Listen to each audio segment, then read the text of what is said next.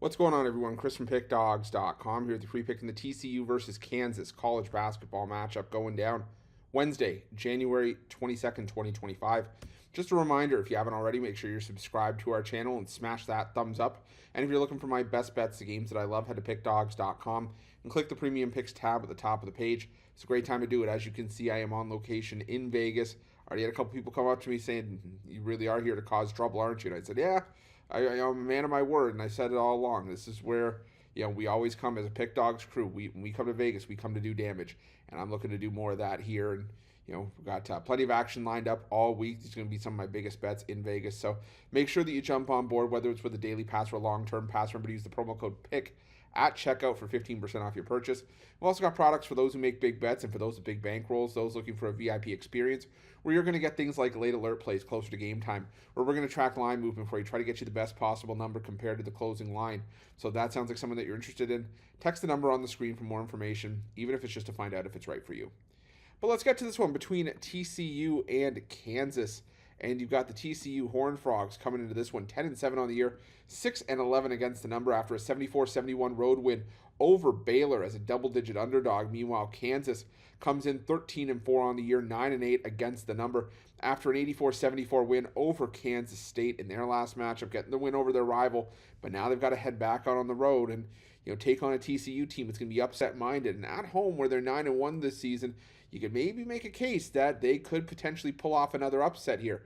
The thing is, though, is that TCU is just not a team that I really trust for anything offensively in a lot of these games. And, it's to no fault, of the construction of this team. I mean, Jamie Dixon is still a solid coach, and, he's done a solid job with the Horned Frogs as a whole. But the problem that I have with TCU is just that, season long, they've been a team that's relied on defense. I mean, in conference play, they haven't necessarily shot all that well, but the problem here with TCU is that they haven't defended well either.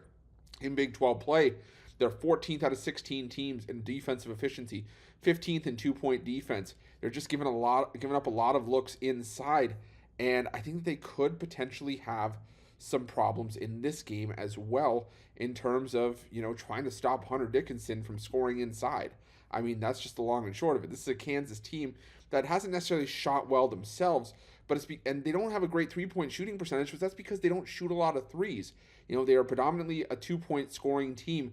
They lead the conference in two-point distribution, so 62.5% of their points are coming from two-point shots, and you're going up against a TCU defense that is 15th out of 16 teams in two-point defense. Kansas also shooting 76.5% from the foul line as well. They don't do a good job of getting to the foul line, but when they do, they hit their free throws. Kansas has been awesome defensively, second in defensive efficiency, first in effective field goal percentage defense, second in three-point defense, first in two-point defense. I just genuinely don't know where the points are going to come from for TCU in this game.